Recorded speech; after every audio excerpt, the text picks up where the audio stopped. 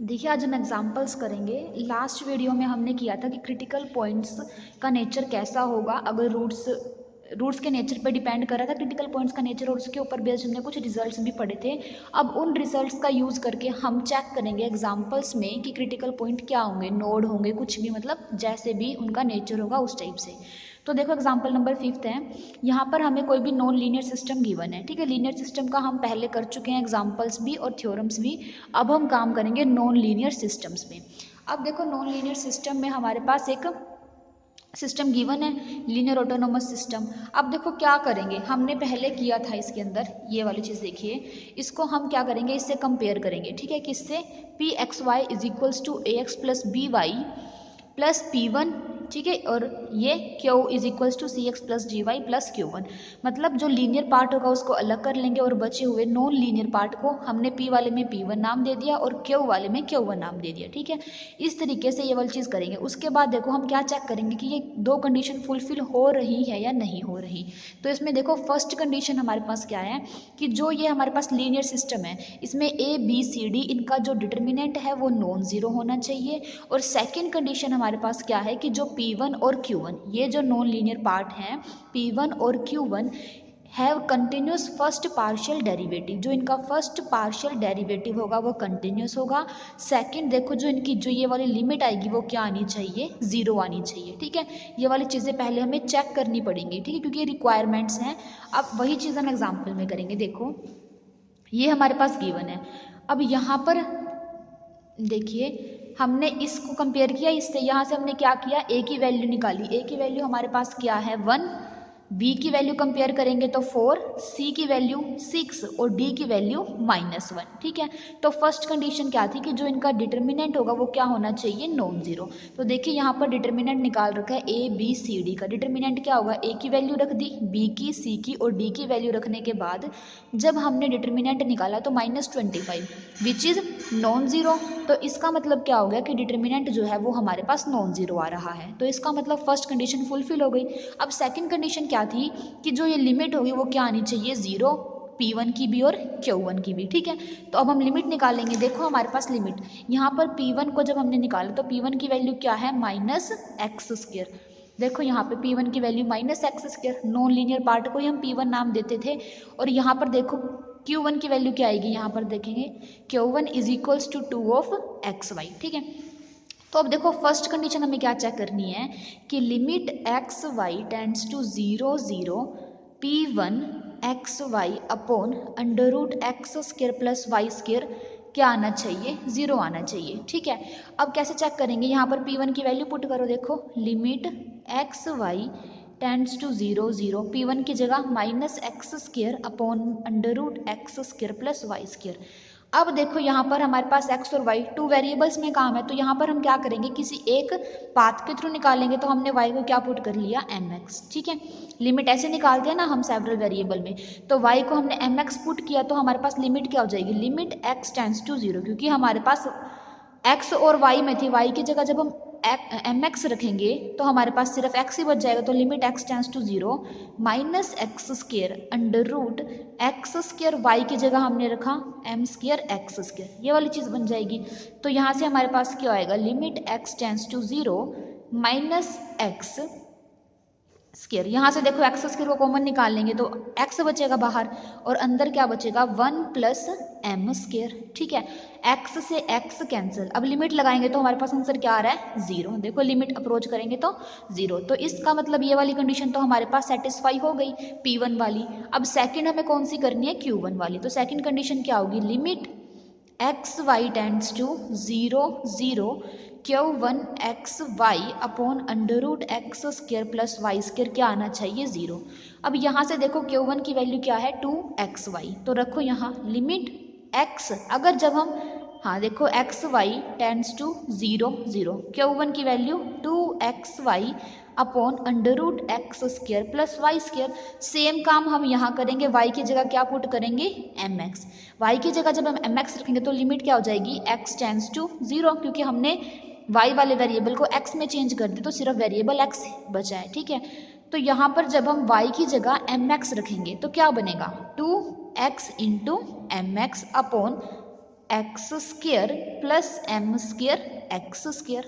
ठीक है, सेम काम करेंगे, x को कॉमन निकाल लो, देखो ऊपर बचेगा 2mx स्क्वायर और नीचे जब हम x को कॉमन निकाल लेंगे तो √1 प्लस एम स्क्वायर, एक x से एक x कैंसिल, तो क्या बना 2mx अपॉन में 1 प्लस एम स्क्वायर और लिमिट हमारे पास चल रही है x टेंस टू 0, तो इसकी लिमिट क्या आ जाएगी 0 आ जाएगी। ठीक है, तो इस वजह से हमारे पास दोनों कंडीशन फुलफिल हो गई। फर्स्ट कंडीशन हमारे पास देखो P1 वाली की भी लिमिट 0 आ रही है और साथ के साथ Q1 वाले की भी हमारे पास लिमिट क्या आ रही है 0। ठीक है, तो हमारे पास ये वाली कंडीशन सेटिस्फाई, तो यहाँ पर मैंने आपको दिखा दिया ये वाला काम करके। ठीक है, अब इसके बाद देखो हमें क्या बताना है कि जो क्रिटिकल पॉइंट 0 0 होंगे उसका नेचर कैसा होगा। तो हम ये लीनियर सिस्टम कंसिडर करेंगे, सबसे पहले क्या करेंगे लीनियर सिस्टम कंसिडर करेंगे।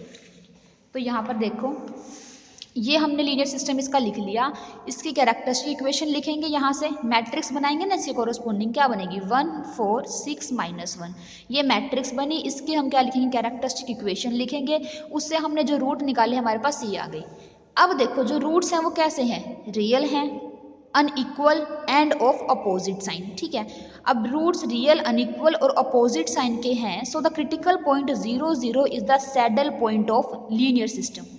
अब देखो यहाँ से यहाँ पे देखो रूट्स कैसे हैं, real unequal and opposite sign. ये देखो second case λ1 λ2 are real unequal and of opposite sign, तो उस केस में क्या होगा, ये तो हमने लीनियर सिस्टम के निकाले हैं, लीनियर सिस्टम के क्या बनेगा सैडल पॉइंट, और साथ के साथ ये वाला केस हमने किया था कि अगर रूट्स रियल अनइक्वल और अपोजिट साइन हो तो जो 0 0 है वो लीनियर सिस्टम में भी सैडल पॉइंट बनाएगा और नॉन लीनियर सिस्टम में भी क्या बनाएगा सैडल पॉइंट। यहाँ पर लिखा हुआ है कि 0 0 सैडल पॉइंट होगा लीनियर में भी और साथ के साथ नॉन लीनियर में भी। ठीक है ना, क्योंकि हमारे पास रूट्स कैसे आए हैं रियल अनइक्वल और अपोजिट साइन के। तो यहाँ पर यही लिख रखा है इसने, देखो जो रूट्स हैं रियल अनइक्वल और अपोजिट साइन है, सो the critical point 0 0 is a saddle point of second linear system का भी है। एंड बाय अबव थ्योरम, कौन सी थ्योरम की बात कर रहा है, इस थ्योरम की बात कर रहा है। इस थ्योरम से क्या होगा कि जो क्रिटिकल पॉइंट है वो सैडल पॉइंट किसके भी होंगे, नॉन लीनियर सिस्टम के भी होंगे। और हमें पता है जो सैडल पॉइंट होंगे वो कैसे होते हैं, unstable, clearly this point is unstable. अब देखो हमें क्या करना है, इसको सोल्व भी करना है। इसको सोल्व करेंगे कैसे करेंगे, इसने क्या किया इन दोनों को डिवाइड कर दिया, डिवाइड करेंगे तो dx/dy की वैल्यू क्या आ जाएगी, ये देखो यहाँ पे वही लिख रखा है dy/dx is equals to this. ठीक है, which gives the slope of the path, dy/dx slope ही होता है, which gives the slope of the path in xy phase plane defined by the solutions of first the differential equation third can be written as. अब इस equation को हम इस तरीके से भी लिख सकते हैं, क्रॉस मल्टीप्लाई कर दो dx और dy, इस तरीके से लिख लिया। अब देखो ये वाला मेथड हमने बीएससी में किया हुआ है, इस मेथड में क्या है देखो, इसको कंपेयर करेंगे किससे, m dx plus n dy से। जब हमने इसको इस टर्म को इससे कंपेयर किया तो m की वैल्यू हमारे पास क्या आ गई, देखो dx के साथ में जो टर्म है उसको हम m नाम देंगे, तो ये वाली वैल्यू m की आ गई और n की वैल्यू आ गई। अब यहाँ से हम कैसे निकालते थे, एग्जैक्टनेस चेक करते थे पहले, तो कैसे चेक करते थे एग्जैक्टनेस इसकी, curl m by curl y अगर इक्वल आता है curl n upon curl x के, तो हम बोलते थे जो हमारे पास डिफरेंशियल इक्वेशन है वो एग्जैक्ट है। ठीक है, तो यहाँ से m की वैल्यू हमें पता है, इसका हमने पार्शियल डेरिवेटिव किया विद रिस्पेक्ट टू y, तो यहाँ से हमारे पास del m by del y आ गया। और इसी तरीके से जब हमने n का पार्शियल डेरिवेटिव किया विद रिस्पेक्ट टू x, तो यहाँ से हमारे पास del n by del x आ गया। और यहाँ से देखो दोनों की वैल्यू इक्वल है, तो इसका मतलब जो इक्वेशन है हमारे पास थर्ड, तो ये कैसी है, एक एग्जैक्ट डिफरेंशियल इक्वेशन है। ठीक है, अब इसका सॉल्यूशन लिखेंगे, इसका सॉल्यूशन भी आपको पता ही कैसे लिखते हैं, इंटीग्रेशन y को कांस्टेंट लेट करेंगे, मतलब m के अंदर जो भी हमारे पास y है उसको एज अ कांस्टेंट ट्रीट करेंगे, integration with respect to x plus integration terms in n not containing x। अब यहाँ पर हमें n की वे टर्म्स लेनी है जिसके अंदर x ना हो। ठीक है, इसका इंटीग्रेशन किसके रिस्पेक्ट में करना है, y के रिस्पेक्ट में, इज इक्वल्स टू c। अब देखो m की वैल्यू हमने रख दी यहाँ, ठीक है, y को एज अ कांस्टेंट ट्रीट करेंगे, dx प्लस में terms in n not containing x। अब n हमारे पास ये है, अब इसके अंदर हमें वे टर्म्स नहीं लेनी जो x को कंटेन कर रही हो, तो इट मीन्स ना तो ये वाली टर्म आएगी ना ही ये वाली टर्म आएगी, कौन सी टर्म आएगी, सिर्फ और सिर्फ -4y। ठीक है, आप जस्ट इसका इंटीग्रेशन कर दो, ये यहाँ से हमारे पास कोई भी क्या है, एक आर्बिटरी कांस्टेंट है, तो यही हमारे पास क्या हो गया, is the equation of the family of the paths in the xy phase plane. ठीक है, देखो दोबारा से रिपीट करें, हमने क्या क्या किया। सबसे पहले हमें एक नॉन लीनियर सिस्टम गिवन था, इसको कंपेयर किया जनरल सिस्टम से। फिर हमने चेक किया कि क्या दो रिक्वायरमेंट्स थी हमारी वो सेटिस्फाई हो रही है या नहीं हो रही। तो फर्स्ट तो क्या था, डिटर्मिनेंट नॉन जीरो आना चाहिए था। सेकंड क्या थी कि इनकी लिमिट हमारे पास जीरो आनी चाहिए। ठीक है, ये हमने y is equals to M X वाले मेथड से निकाल ली कि लिमिट भी जीरो आ रही है और साथ के साथ जो डिटर्मिनेंट है वो भी नॉन जीरो है। तो दोनों कंडीशन सेटिस्फाई हो गई। उसके बाद हमें चेक करना होता है क्रिटिकल पॉइंट का नेचर। तो उसके लिए हमने क्या किया, इसके कोरस्पॉन्डिंग जो लीनियर सिस्टम था वो लिख लिया। ठीक है, उसके कोरस्पॉन्डिंग लीनियर सिस्टम लिखा, कैरेक्टरिस्टिक इक्वेशन से देखा कि उसके रूट्स कैसे हैं, फिर लीनियर सिस्टम, फिर हमने क्या किया, इस थ्योरम का यूज किया। ठीक है ना, इस थ्योरम से हमें पता चला कि जो रूट्स हैं क्रिटिकल पॉइंट वो सैडल पॉइंट बनाएंगे लीनियर में भी और साथ के साथ नॉन लीनियर में भी, और क्रिटिकल पॉइंट अनस्टेबल होते हैं। ठीक है, इतना काम करने के बाद हमने क्या करना है, डिफरेंशियल इक्वेशन को सोल्व करना है। तो यहाँ से हमने क्या किया, इक्वेशन नंबर फर्स्ट से इन दोनों से dt को एलिमिनेट कर लिया, dy by D T upon में dx बाई डी टी करोगे तो हमारे पास dy बाई dx की वैल्यू आ जाएगी। क्रॉस मल्टीप्लाई करने के बाद हमने ये वाली इस तरीके से लिख दी इक्वेशन को। ठीक है, अब यहाँ से हमने सिंपल एग्जैक्ट डिफरेंशियल इक्वेशन वाला मेथड लगाया जो हम बीएससी में कर रहे थे, M D X plus N D Y is equals to zero. Exactness check करने के बाद सॉल्यूशन लिख दिया, जस्ट इतना काम है। ठीक है, अब देखो एग्जाम्पल नंबर 6, सेम इसी तरीके से है, नहीं ये वाला थोड़ा अलग है। ठीक है, देखो इसमें क्या होगा, यहाँ पे हमारे पास साइन एक्स माइनस 4y और D Y by D T is equals to sine 2x minus 5y, ये वाली चीज़ है। अब यहाँ पर लीनियर और नॉन लीनियर का हमें नहीं पता, तो हम क्या करेंगे, जब भी देखो sine x sine 2x cos x आ जाए, एक्सपोनेंशियल फंक्शन आ जाए, तो इसमें हम क्या करेंगे, इनकी एक्सपेंशन को करेंगे, इसको एक्सपेंड कर देंगे। ठीक है, साइन एक्स की एक्सपेंशन क्या होती है, x minus x cube by 3 factorial plus x की 5 plus by 5 factorial up to so on. ठीक है, अल्टरनेटिव साइन चलेंगे प्लस माइनस के, और साइन के केस में सारी पावर्स ओड होती हैं, और जब हम कोस लिखेंगे, कोस को एक्सपेंड करेंगे, उसकी एक्सपेंशन लिखेंगे, तो उस केस में सारी की सारी पावर इवन पावर्स होती हैं। ठीक है, तो ये चीज़ ध्यान रखना, एक्सपेंशन आपको याद होनी चाहिए। बाकी मैंने ग्रुप में भी सेंड की थी, तो आप वहाँ से भी एक्सपेंशन देख सकते हो। ठीक है, तो साइन एक्स को क्या करेंगे, एक्सपेंशन खोलेंगे। देखो D x by D T, एक बार लिख लेते हैं, यहाँ देखो हमारे पास क्या गिवन है, D x by D T is equals to sine X minus 4y और D Y by D T is equals to sine 2x minus 5y। ठीक है, अब साइन एक्स की एक्सपेंशन क्या होती है पता ही आपको, तो यहाँ पे खोल दो d x by D t, मैं साइन एक्स एक्सपेंशन को खोल दिया तो क्या आएगा मेरे पास, x minus x cube by 3 factorial plus x 5 by 5 factorial minus up to so on and minus 4y। ये माइनस का 4y भी तो एज इट इज आ गया। ठीक है ना, अब देखो सेम हमें यहाँ इसकी एक्सपेंशन खोलेंगे तो क्या आएगा, D Y by D T is equals to, देखो यहाँ x था और यहाँ क्या है 2x है, तो यहाँ पर जहाँ जहाँ x है वहाँ पर क्या आ जाएगा 2x आ जाएगा, तो क्या बनेगा 2x minus 2x cube by 3 factorial plus 2x raise to power 5 by 5 factorial minus up to और लास्ट में माइनस 5y। ये वाली चीज़ बन गई। अब क्या करते थे, लीनियर पार्ट को अलग लिखेंगे, तो लीनियर पार्ट देखो इसमें क्या रहा है, लीनियर पार्ट मतलब जिसकी पावर 1 हो, एक तो x दिख रहा है और एक ये, बाकी तो पावर ज़्यादा है 1 से, तो linear part x minus 4y, और बचा हुआ नॉन लीनियर पार्ट को ऐसे लिख दो, x cube by 3 factorial x 5 by 5 factorial plus minus है ना, माइनस अप टू सो। ठीक है, ये वाली चीज़ बन गई इसमें। अब यहाँ पर देखो D Y by D T, D Y by D T इसमें देखो लीनियर पार्ट 2x और माइनस 5y, इसको रख लो अलग, 2x माइनस 5y। बचा क्या, नॉन लीनियर पार्ट, उसको रख दो अलग, उसमें क्या है 2x cube upon 3 factorial plus 2x5 by 5 factorial minus up to so on. ठीक है, तो हमारे पास ये वाली चीज़ आ गई।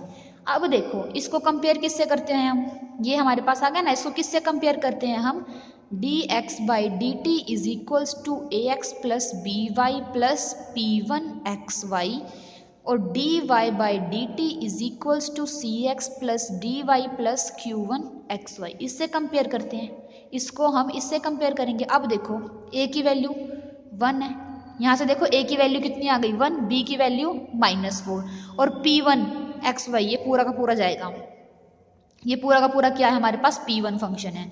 अब सेकंड में देखो D Y by D T को इससे कंपेयर करेंगे तो c की वैल्यू कितनी आ रही है 2 और डी की वैल्यू -5 और Q1 क्या, ये पूरा का पूरा हमारे पास क्या हो गया, Q1 हो गया। ठीक है, तो यही काम यहाँ कर रखा है। देखो ए बी सी डी की वैल्यू निकाल ली, P1 और Q1 की वैल्यू निकाल ली। ठीक है, डिटर्मिनेंट क्या आना चाहिए, नॉन जीरो, दिख रहा है 3 आ रहा है।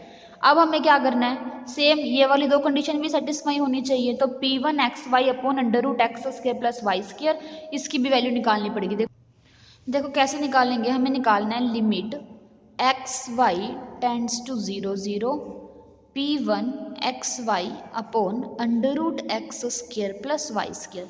हमें क्या दिखाना है, इसकी लिमिट क्या आनी चाहिए, 0 आनी चाहिए। अब देखो यहाँ P1 की वैल्यू पुट करो, P1 हमारे पास क्या था, ये वाला टर्म था ना, नॉन लीनियर पार्ट था, इसको हम P1 बोल रहे थे, तो P1 की वैल्यू रखो, तो हमारे पास क्या आएगा, P1 की वैल्यू रख देते हैं, limit XY tends to 0 0, P1 की वैल्यू है -x³/6, 3 फैक्टोरियल को यहाँ 6 लिख लिया है, प्लस में x5 अपॉन यहाँ 3, फिर 5 फैक्टोरियल को इसने 120 ओपन करके लिख दिया। ठीक है, यहाँ माइनस अप टू सोन, अपॉन में क्या है, under root X square plus Y square. ठीक है, सेम काम करेंगे, y को क्या पुट करेंगे, mx, तो लिमिट चेंज हो जाएगी, लिमिट x टेंड्स टू 0, ऊपर देखो क्या बन रहा है, -x³/6 plus x5/120 plus up to so on, और नीचे हमारे पास क्या बनेगा, x² प्लस m² x²। ठीक है, अब यहाँ से क्या होगा, देखो नीचे से x को कॉमन निकाल लेंगे, लिमिट x टेंड्स टू 0, ऊपर से भी अगर आप चाहो तो x को कॉमन निकालना चाहो तो निकाल लो। ठीक है, बाकी सिंपली समझ में ही आ जाएगा। देखो कैसे होएगा, यहाँ से ऊपर तो टर्म एज इट इज चलेंगी, x³/6 प्लस x5/120 माइनस आगे x7/7 फैक्टोरियल, इस तरीके से चलेंगे ना टर्म्स, और नीचे हमारे पास x कॉमन आ गया, तो बचा क्या, 1 प्लस m²।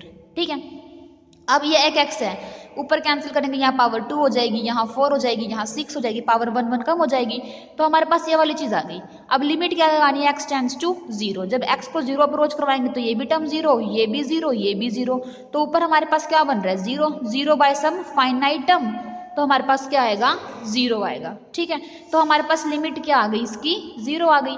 सेम हम कैसे करेंगे, जब Q1 की लिमिट निकालेंगे। ठीक है, आप कर लेंगे तो खुद से सिंपली यही काम करना है, जैसे हमने P1 वाली में लिमिट निकाल ली है, सेम हम क्या करेंगे, इसकी लिमिट भी दिखा देंगे, कितनी आएगी, 0 आएगी। तो यहाँ से भी दोनों कंडीशन सेटिस्फाई। ठीक है ना, यहाँ से इसकी भी वैल्यू 0, इसकी भी वैल्यू 0। अब हमें क्या करना है, सोल्यूशन निकालना है। अब वही काम करेंगे, देखो सॉरी, अभी हम क्या करेंगे, क्रिटिकल पॉइंट का नेचर निकालेंगे। तो यहाँ से इक्वेशन थी, इसकी कैरेक्टरिस्टिक इक्वेशन लिख ली, इसके कोरस्पॉन्डिंग जो हमारे पास सिस्टम गिवन था उसके कोरस्पॉन्डिंग लीनियर सिस्टम लिख लिया, और इस लीनियर सिस्टम की कैरेक्टरिस्टिक इक्वेशन लिख ली। कैरेक्टरिस्टिक इक्वेशन के बाद हमने इसके रूट निकाले, जो रूट हैं वो कैसे हैं, रियल हैं, अनइक्वल हैं और सेम साइन के हैं, तो जो क्रिटिकल पॉइंट है वो क्या बनेगा, नोड बनेगा। ये थ्योरम हमने पहले कर ली थी। और क्रिटिकल पॉइंट नोड किसका बन रहा है, लीनियर का बन रहा है, और लीनियर का बन रहा है तो साथ के साथ नॉन लीनियर का भी क्या बनेगा, वो नोड ही बनेगा। ठीक है, ये हमने लास्ट लेक्चर में किए थे, कंक्लूजन जहाँ लिखे थे ना, तो वहाँ पर हमने ये चीज़ पढ़ी थी कि अगर रूट्स रियल, अनइक्वल और सेम साइन के हों तो क्रिटिकल पॉइंट 0 0 लीनियर सिस्टम में भी नोड बनता है, और उसके कॉरस्पॉन्डिंग जो नॉन लीनियर सिस्टम है उसमें भी क्या बनता है, नोड बनता है। तो यहाँ पर हम बोल सकते हैं कि जो क्रिटिकल पॉइंट 0 0 है वो नॉन लीनियर सिस्टम सेकंड का भी क्या फॉर्म करेगा, नोड फॉर्म करेगा। ठीक है, अब देखो, also we conclude that 0 0 is asymptotically stable because both roots are negative, ये वही चीज लिख रखी है। Also in the case we know that asymptotic stability of critical point of linear system gives the asymptotic stability of linear system। ये बोल रहे हैं कि अगर हमारे पास नॉन, अगर लीनियर सिस्टम में क्रिटिकल पॉइंट कैसे हैं, एसिम्प्टोटिकली स्टेबल हैं, तो नॉन लीनियर सिस्टम में भी जो क्रिटिकल पॉइंट होंगे वो कैसे होंगे, एसिम्प्टोटिकली स्टेबल। तो क्रिटिकल पॉइंट 0 0 क्या है, एसिम्प्टोटिकली स्टेबल और साथ में नोड है। ठीक है, ये एसिम्प्टोटिकली स्टेबल वाली बात हमने की थी ना कल, ये देखो यहाँ पर इन में किए थे एग्जाम, जब ये वाले रिजल्ट पढ़े थे। ठीक है, तो ये आपके 2 एग्जाम्पल हो गए हैं। इसके अलावा मैंने प्रैक्टिस के लिए आपको और भी एग्जाम्पल सेंड किए थे, आप उनकी भी प्रैक्टिस कर लेंगे, और फिर जो ना आए तो फिर वो